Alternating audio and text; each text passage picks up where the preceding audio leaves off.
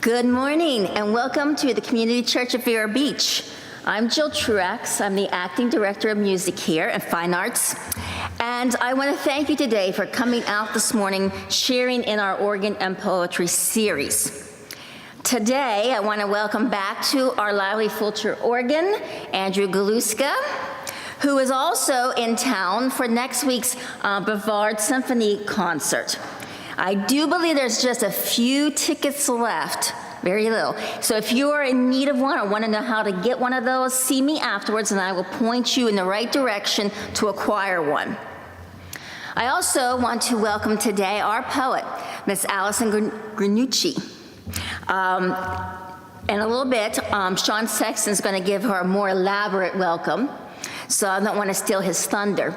But right now, I would like to acknowledge a few people that if they weren't here, we didn't have their talents, we didn't have their skills, you probably wouldn't be here, or at least enjoying such a fine series. You're probably here today through advertising. And in our office, Miss Rachel Carter Murphy does all of our beautiful artistic advertising, brochures, pamphlets, you name it. So probably you're here due to some form of advertising. Also, those who can't make it today in person can view this live stream through our social medias and also our website. And also, if you really like a poem or a piece of music and you want to hear it again, and because it's improv, I don't think Andrew probably can get it exactly right the second time, you can go on and watch it. And that is in part due to our technical director up in the booth there, Mr. Bill Mullen. And none of this series would be available without the financial support from people like yourself through a free will offering, which we encourage. Our church's general fund that supports our music and fine arts. And this year, we're very, very blessed that the O lecture series is sponsoring this Lenten series. So thank you, Joan, for making that available to us. If you are new today, which I don't think many of you are, but if you are, I encourage you to pick up one of our brochures in the back. This tells you, and if you're not new and you come all the time, pick up one of our brochures. It tells our whole series in there, tells who we are. And this way, you'll know what's coming up and we'll be able to see each other at coming events. They are back on that table in the back. So I don't want to take up any more of this precious time, so I'm going to turn over the mic to Sean for his introductions.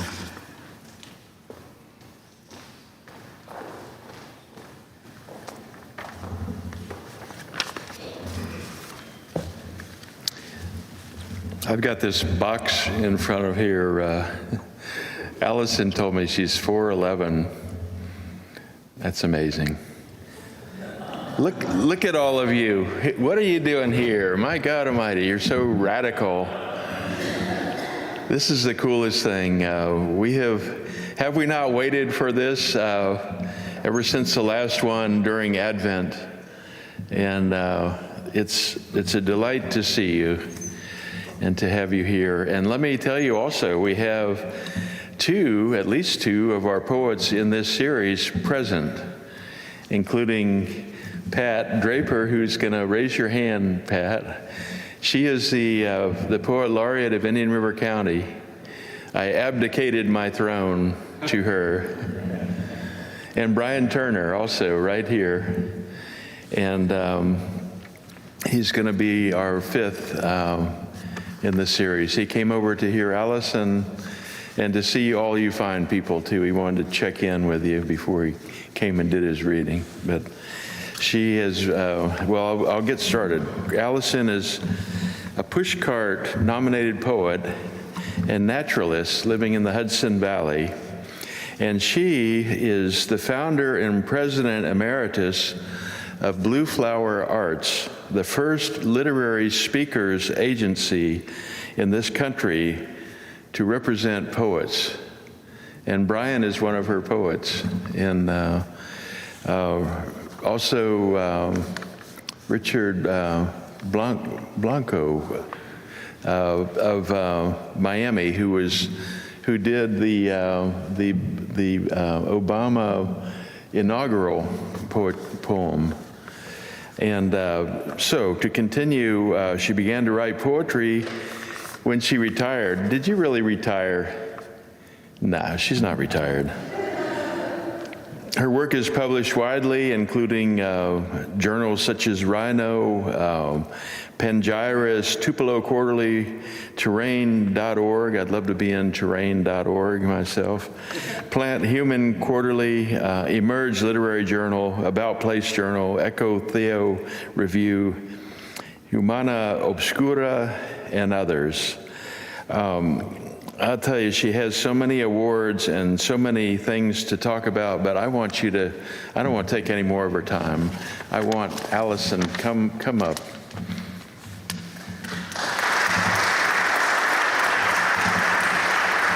I hope I didn't fiddle with that too much.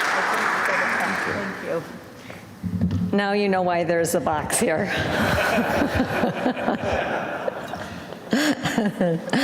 Oh, I'm so happy to be here and to see all of your faces. I have to thank you, Sean, for inviting me. I met Sean originally when I owned Blue Flower Arts because he brought some of my former clients here, including Brian and Tony Hoagland and others. And so I want to thank you for inviting me. And also my dear friends Lee Cornell and Brian Turner, who put in a good word for me. Thank you. But really, I am grateful and honored to be a part of this Lenten series. I was raised Unitarian, and I came late to understanding the fullness of what Lent is.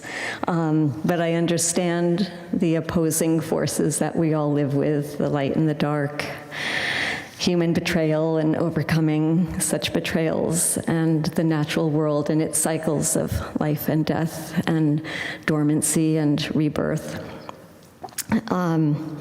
So I've chosen some poems that I hope will speak to those issues, and also how I have come to honor and respect and love the dark, and not only not because it is not the dark night of the soul, but how I've come to understand that the dark is the place, the origin of where all creation happens, and is the place where the soul and the spirit can be restored.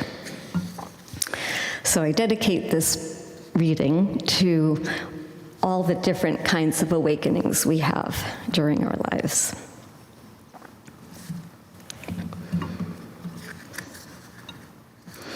In the woods I was is the title, and the title is also the first line of the poem. In the woods I was called to waken. It was April. I was 9. On our knees beneath the bare-branched arch of trees, my mother, brushed aside dried leaves, showed me, delicate and erect, a trillium. The intense fragility of its tip had broken the membrane of earth before opening to red. Look, she said, a ring of 3s. I looked. She looked. It looked. 3 petals, 3 sepals, 3 leaves, a trinity of trinities, one spirit rising from dirt into the tremble of bloom. We turned, crawled through the comforting crunch of leaves decaying. My mother stopped, touched my knee. My knee began to root. Look, she said, showed me a jack-in-the-pulpit, a little minister in a plant, as she tenderly lifted the hooded sheath, exposing the slender cone. A seed inside me split open. My mother lowered the vestibule roof. Our heads were already bowed. Silence grew, petals in my ears. Nearer to the ground than heaven, God began to stir. Sap rose like honey in my veins. Slender tendrils from my spine began to spiral.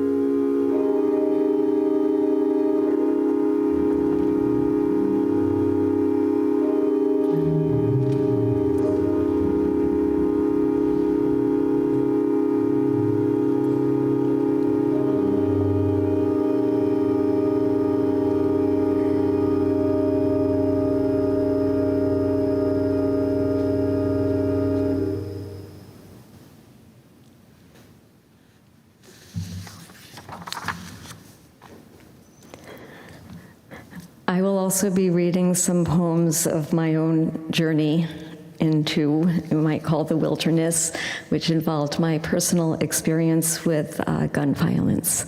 So this poem, which of course instigated another kind of awakening. This poem is called "There Was When I Was Before." There was when I was before the abyss.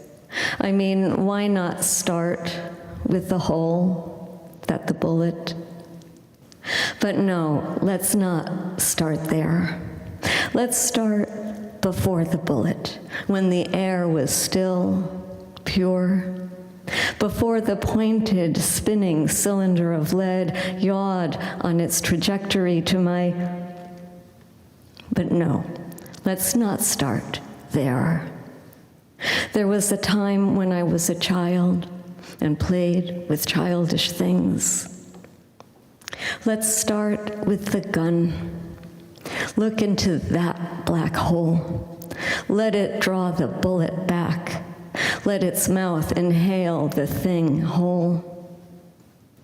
There was a time when I was before the gun. Let's start with the door. There was a knock on the door. I opened the door. But before the door, let's start with my name. Or wait, was it his name? Let's start with, can I give you my There was when I was before my name.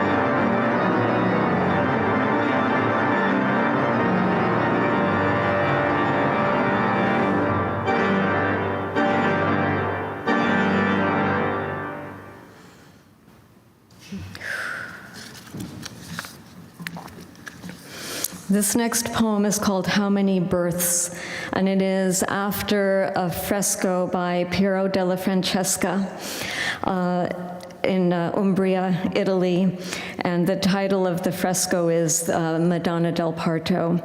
I just want to note that Piero della Francesca died on October 12th, 1492, and the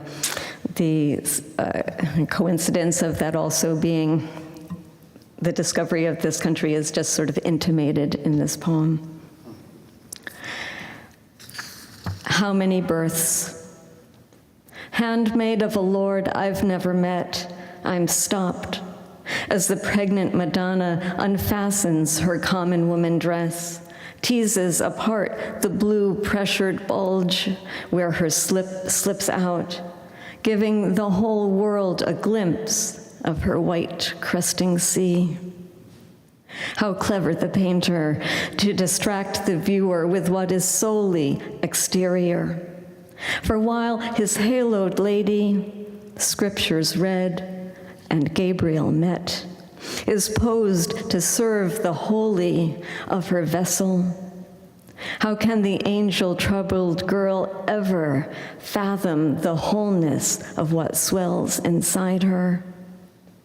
Piero's virgin, ever reserved, traverses her expanding heaven, sent earth that never knew a human explorer. She touches to arouse faith in her own flesh, to allow her body doubt. After the crowd leaves the small womb of her altar, I stand alone in low light with the Madonna del Parto. I who have read no scriptures, prayed to have no child swell inside me. I take her stance in stillness divine, the holy of this unknown roundness. Touch my flesh to arouse belief. Half-lidded, the mother's right eye knows her unborn son will die before her, while her left carries his fugitive truth through time. Piero's pigment of crushed stone, pumped into wet mortar, allows Mary's gaze to penetrate this day into mine. Holy Mother of God, how many births can you bear?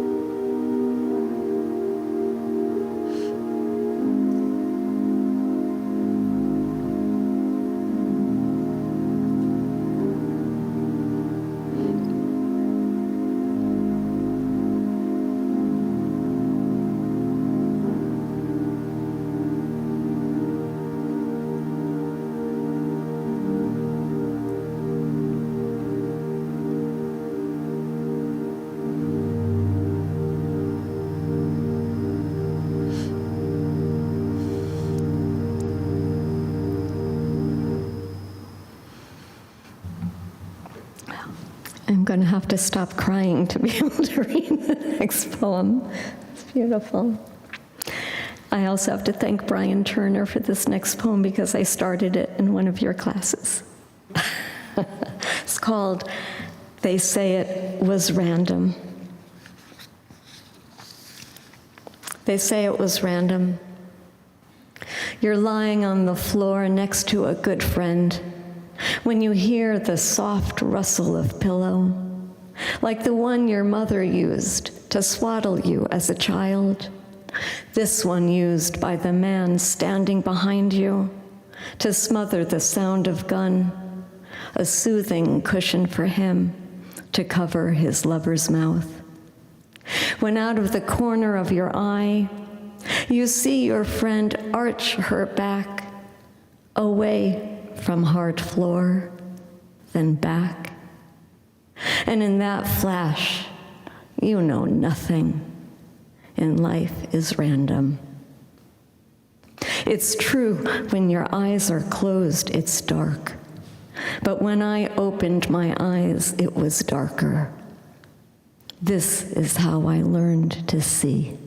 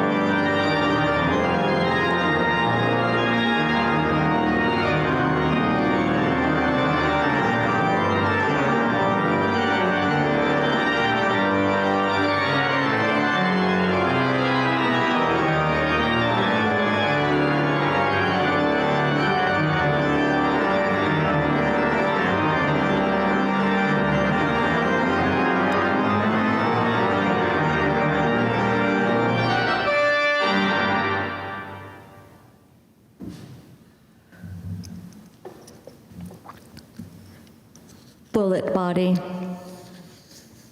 How the shooter says, with this gun, I am not afraid.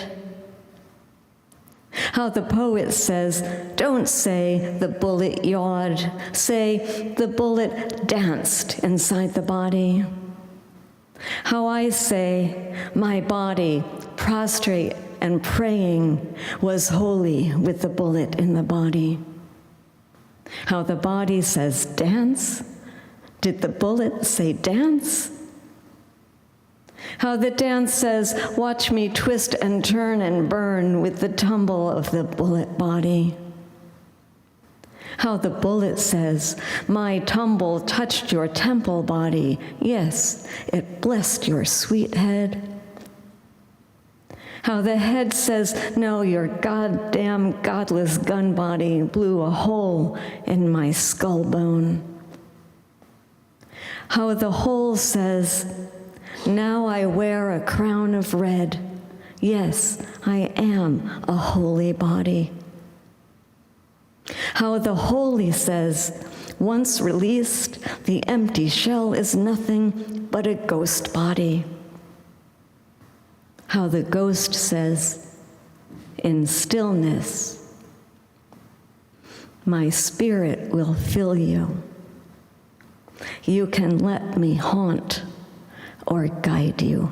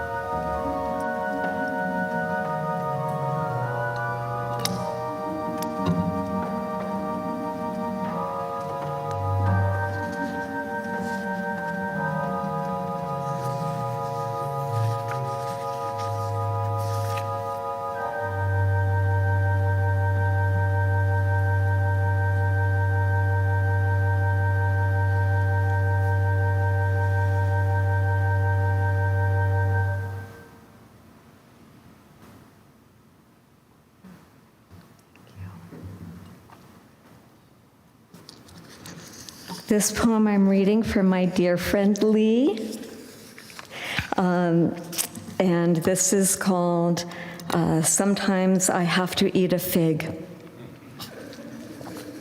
Sometimes I have to eat a fig to pray to the earth, to let my thumbs pierce the purple red dark skin and with my nails slice down the length, tip to round bottom, and fold open the halves, tip still connected, exposing a pair of figgy lungs to human air.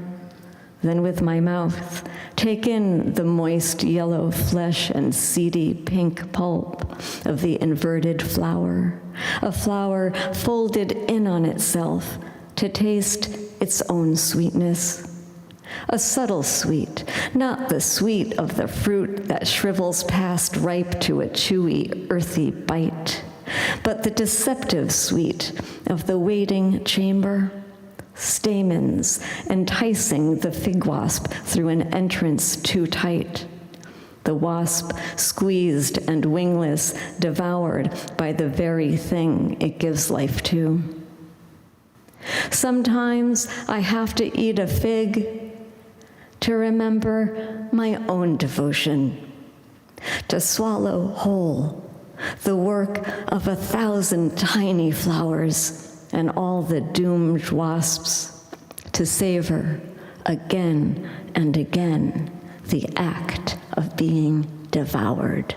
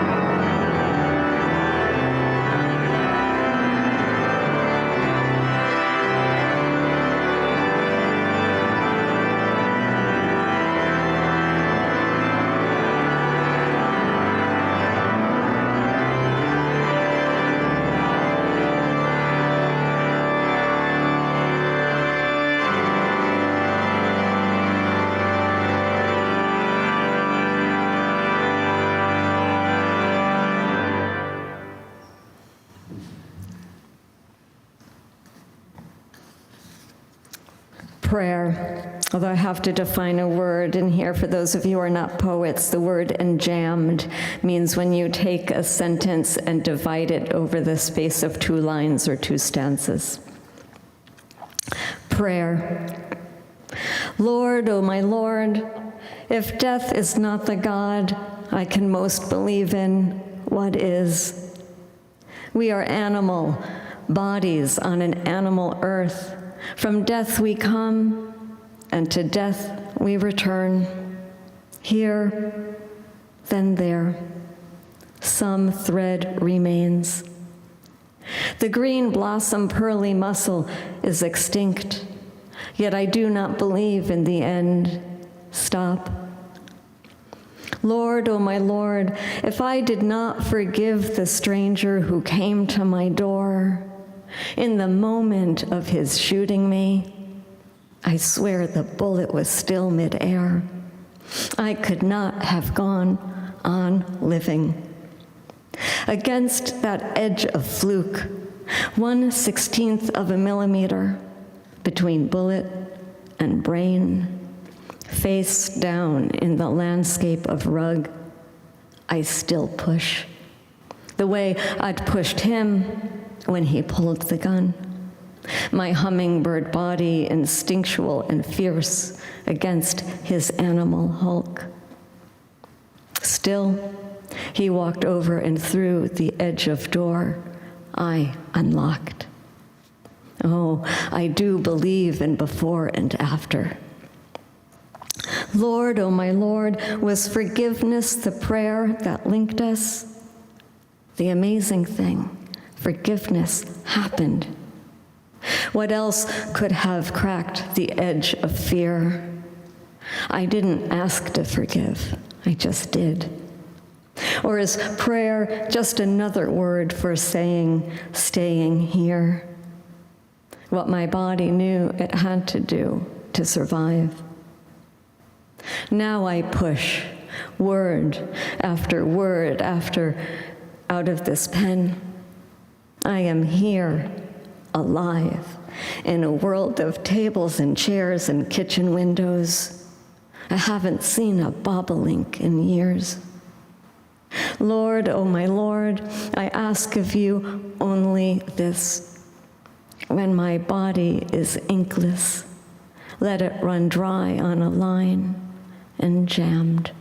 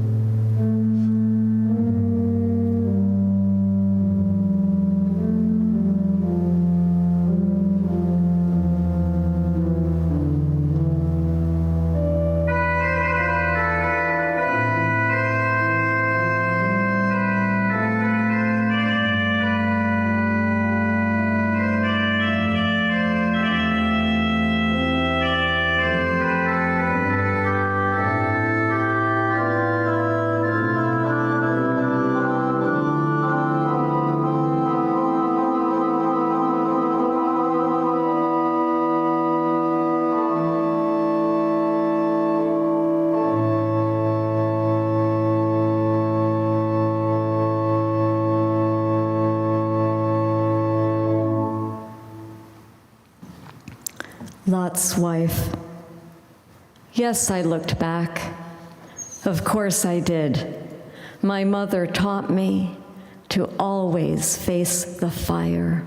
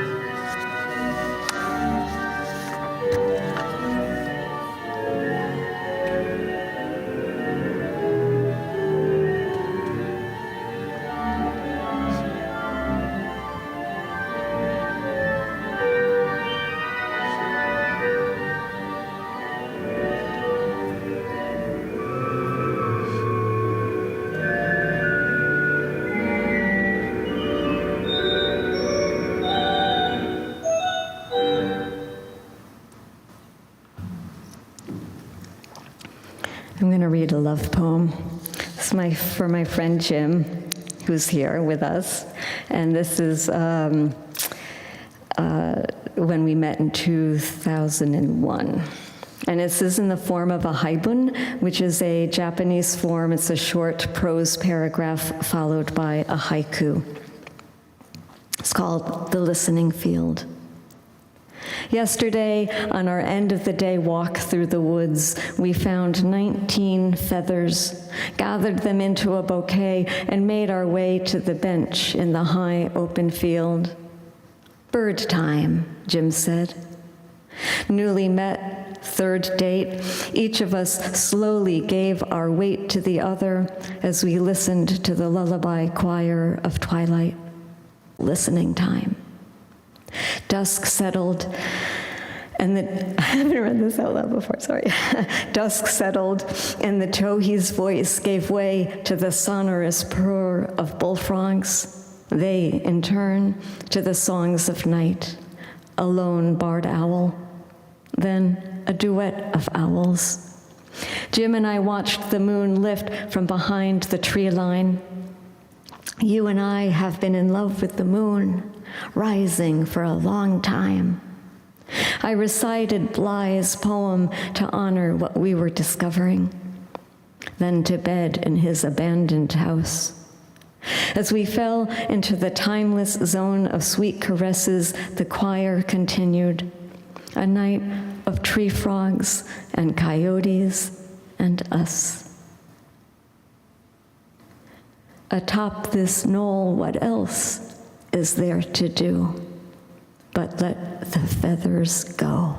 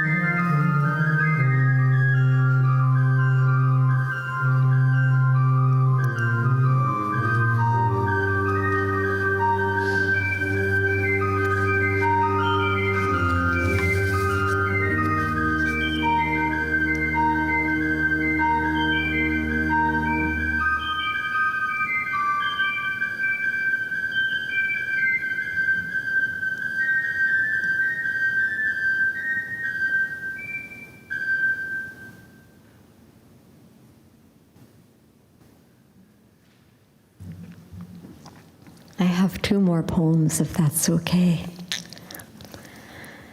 This is another poem after a fresco by Piero della Francesca. The fresco is called The Resurrection. The poem is called To Be Resurrected Is Not a Joy.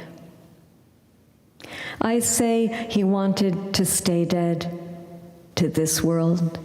His eyes say it, the ache of return, a burden to rise above the sleeping men. I say that what he laid down to, entombed, was the hallowed rising to another world. Compassion has not yet relit the pit of his stare. Out of the sepulchre he rests, brings back to us only stony resignation.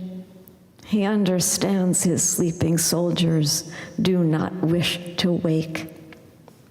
Now, as the sun comes up in a nearby Umbrian town, 7 pigeons and 1 blackbird try to enter the castle. The round tower's ashen pane reflects only the repeated flocking of defeat.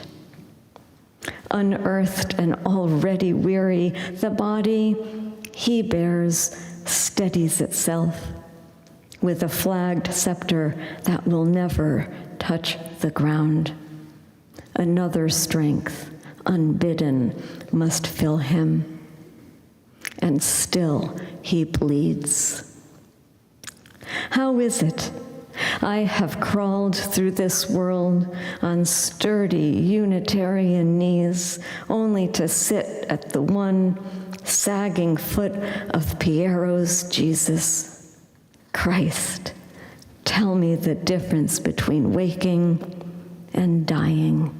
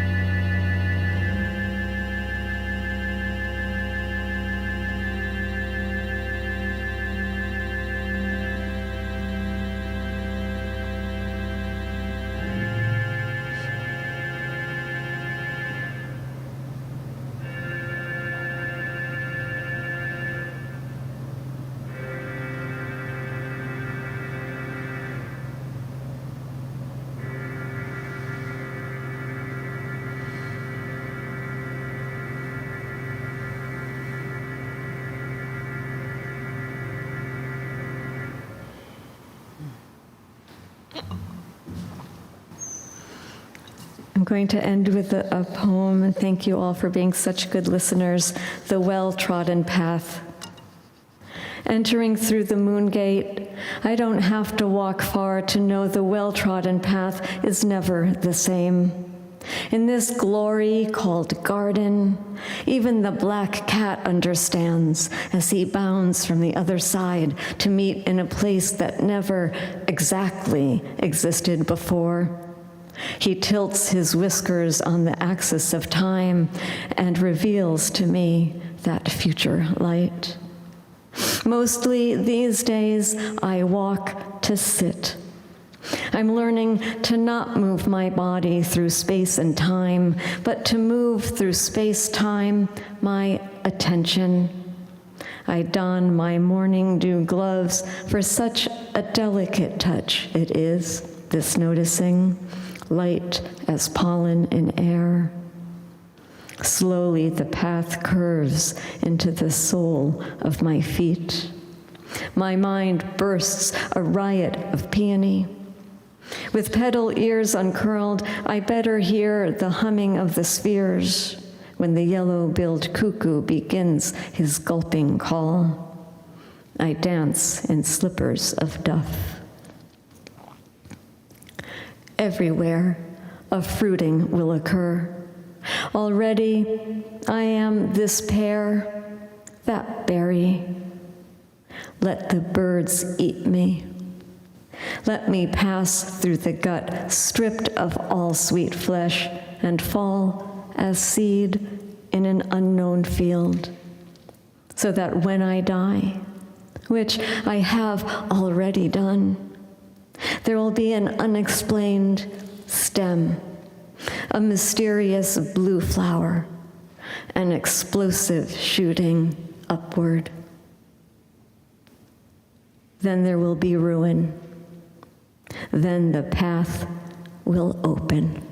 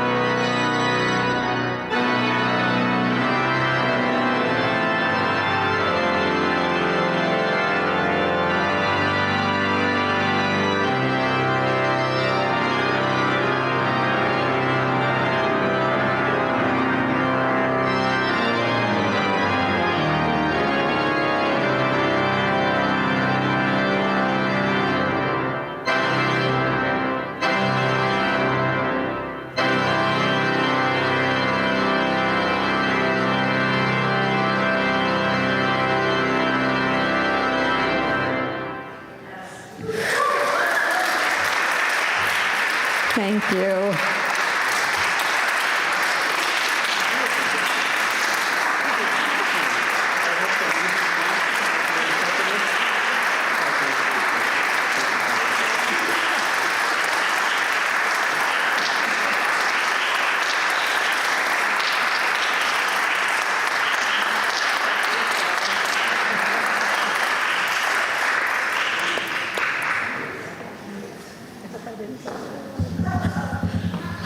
Yeah, no music.